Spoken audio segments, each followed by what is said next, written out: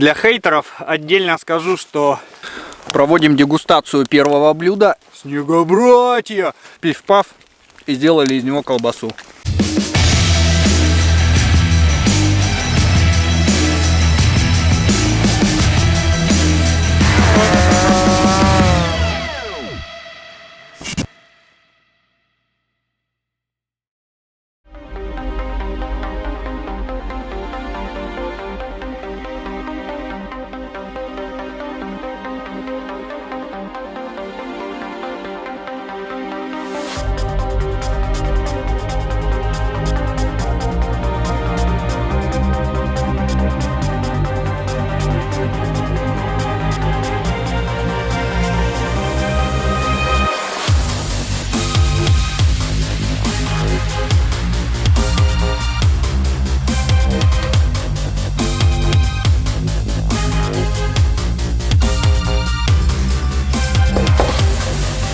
Новый спонсор Ural Spring, Уральский пружинный завод. О, мощь! Надо вообще всех спонсоров перечислить: Pepsi, Уральский пружинный завод, Sled Hotel, BRP, что еще там рекламируем? Воевода, самый главный, подсказывает мне. Самый главный спонсор Воевода, конечно. Нет, Уральский пружинный завод. Вот. У них новый логотип Ural Spring. Самые лучшие пружины. Кстати, для всего делают пружины. Если что, обращайтесь.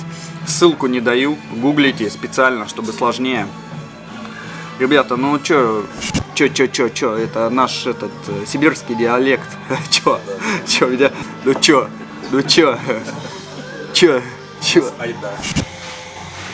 Вот люди уже вовсю катаются на экспертах. Вон, что-то там сумочку мастыря. А где же мой эксперт? Он где-то едет. Мне вчера сказали, что он уже в фуре и едет сюда в Приисковый. Но фура будет идти неделю, так что у нас неделя есть еще в запасе. Вот он, красавчик, стоит здесь. На улице сегодня немножко похолоднее, чем вчера. Переворачивайся. 4,5 градуса и ветер поднялся. По прогнозу должно было всю ночь мести, метель, должно все засыпать было. Фиг-то там. Вообще не насыпало, даже следы не засыпало. Вот такой прогноз. И сейчас ближайший прогноз это только на выходные, и то не факт, что он будет. Так что вот катаем то, что есть. Сегодня еще дальше поедем. Надо идти собираться уже. Так тяжело, но надо. Надо в какой-то день перерыв сделать. И не снимать видео в этот день, а просто лежать и отдыхать.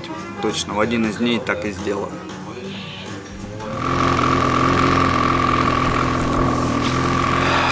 Небо затянуто и идет снежочек. Ижевск грузится. Снег пошел, но его интенсивность оставляет желать лучшего. Конечно, можно было бы и побольше снега, но и так сойдет. Гору видно. Вот там еще, кстати, солнышко проглядывает, тучки. Но горы, те, которые перевал туда дальше, они, конечно, затянуты. И я думаю, что там будет сейчас мести, поэтому нужно катать внизу. Ладно, поедем, посмотрим, что там со снегом происходит. Кстати, вот на этом утиле это Скандик 550F воздушок СВТ. У него трак 60 сантиметров. Очень широкий трак, самый широкий из всех снегоходов таких утилитарных. И его мы используем, когда эвакуируем сломанные горники. Но он может ехать только по прямой. Небольшая горочка чуть вверх, все, он уже не едет. 550-го мотора не хватает, он очень слабый. Поэтому где-то в горке, либо если в ручей там упал снегоход и сломался там, мы ищем, чтобы можно было выехать как-то по низине. Если нужно тащить в гору, то только горниками. Несколько горников цепляешь друг за друга, либо вместе параллельно и тащишь. А уже по прямой специальные сани есть. Сейчас я... они уехали. Уехали сани сейчас. Эвакуация происходит сегодня одного из снегоходов. Ставится снегоход на сани и тащится. То есть вот таким образом утили у нас тоже здесь есть, и они тоже работают. И, кстати, сегодня будет костер. Сегодня я взял сало, колбасу из лося и хлеба и ялтинского лука красного. Так что сегодня будет интересная гастрономическая серия. Погнали!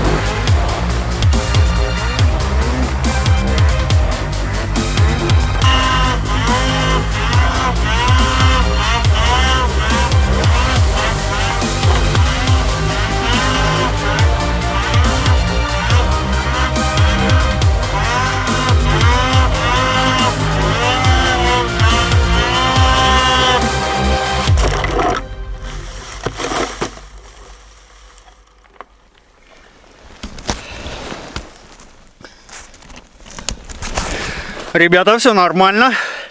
Дерево не пострадало. Бундокер тоже в порядке. Немножечко царапинка только. Вовремя нажал на газ. Хотел его развернуть, чтобы мимо дерева. Но не всегда это удается.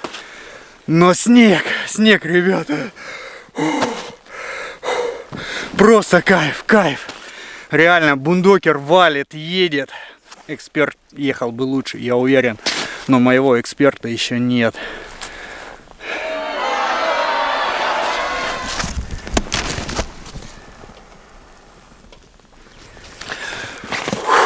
Умотались, ребята, только так. У нас привал, обед, и сейчас будем разжигать костер. Все припасы вот здесь, в кофре, поэтому сейчас будем делать костер. Посмотрите, как это делается, как это делаю я. Для начала нужно найти вот такие вот сушинки небольшого диаметра, чтобы можно было их попилить примерно вот на такие поленья. Эти поленья мы сложим определенным образом, чтобы они были над снегом. Здесь где-то 1,5 метра снега, поэтому если мы зажгем на снегу костер, он у нас провалится буквально там за 10-20 минут. Он только сжег его, он уходит. Через час он будет уже там на метре глубиной. Поэтому нужно сложить эти поленья таким образом, чтобы они были над снегом. Я покажу это, как делается сейчас. И пока они прогорают, около часа, нам этого времени хватит. Тем более они горят над снегом, все тепло идет сюда непосредственно, и этот костер более эффективен. Приступим.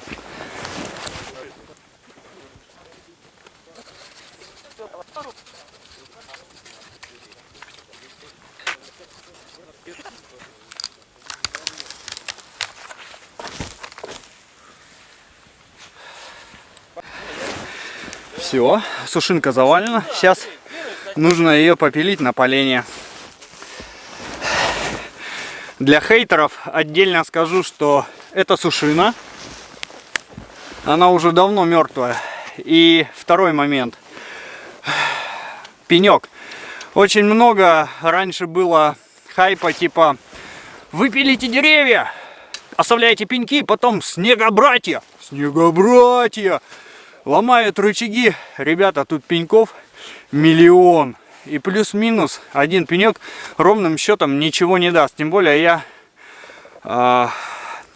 спилил эту сушинку рядом с большим деревом, возле которого никто не поедет. И еще я спилил ниже уровня снега, где-то сантиметров на 30. То есть сегодня за ночь надует здесь столько, что никакой снегоходчик этот пенек ни в жизни не откопает.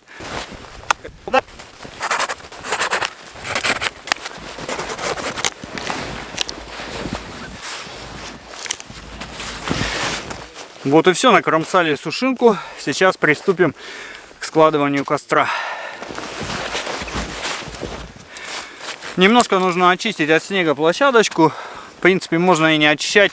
Ее так вытопчем чуть попозже. И складываем.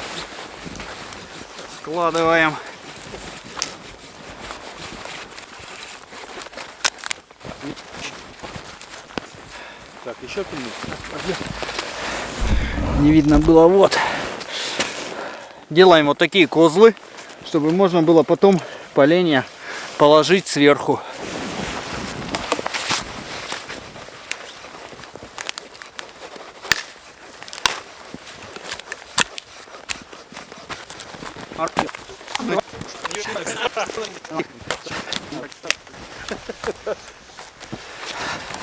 Вот и все. Заготовка для костра готова. Он над снегом. Кислород будет поступать, горение будет идти. Разжигаем.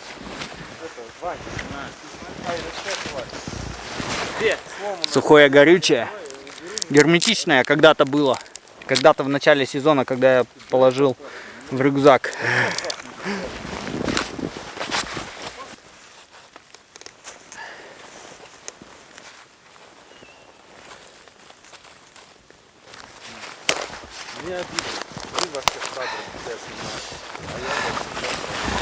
Все, костерок занимается. Осталось только немножко подождать. Он сейчас разойдется, загорятся вот эти вот большие поленья. И можно жарить сало.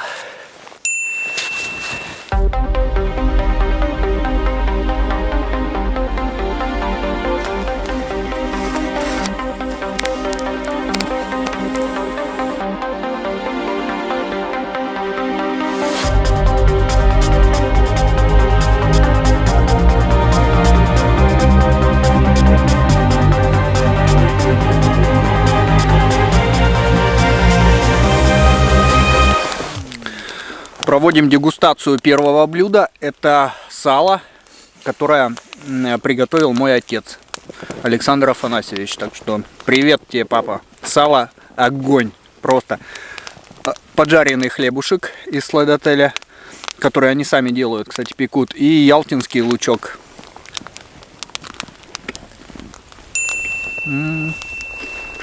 И сейчас будем переходить к дегустации второго блюда. Это колбаса из лосятины, из лося. Лося пиф-паф, и сделали из него колбасу.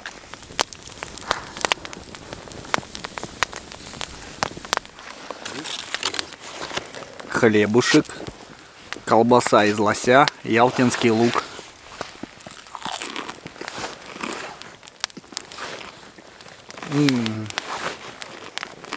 Просто отлично. Сегодня один из лучших дней вообще в этом сезоне. И по снегу, и костерок у нас правильный. И да, очень классно. И еще одна порция.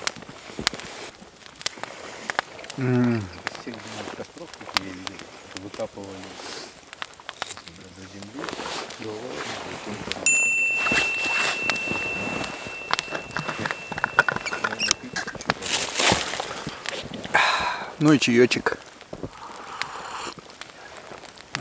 Божественно. Мы уже здесь находимся примерно час. Уже собираемся ехать домой. Посмотрите, что с костром происходит. То есть он еще даже не прогорел. Еще где-то примерно минут 40 он будет гореть. Все потому, что снизу лежат толстые поленья. И еще у нас напилено, то есть можно спокойно подкидывать. Вот эти поленья, которые держат все остальные, они еще даже не начали гореть, потому что нижние поленья еще не горят, только верхние. И можно, в принципе, подкидывать и так сидеть до утра. Ну, до утра-то, конечно, он прогорит. Если на ночь, то нужно немножко другой костер делать. Он примерно такой же, только больше значительно. Такие деревья напилил, положил, зажег повдоль и сиди, кури бамбук до утра, жди помощи. Но у костра классно, тепло, еще снежочек идет, вообще супер. Ух, наелись.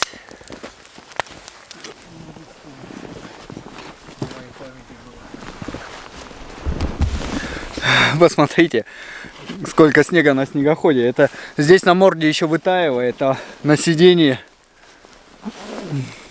нормально подсыпает.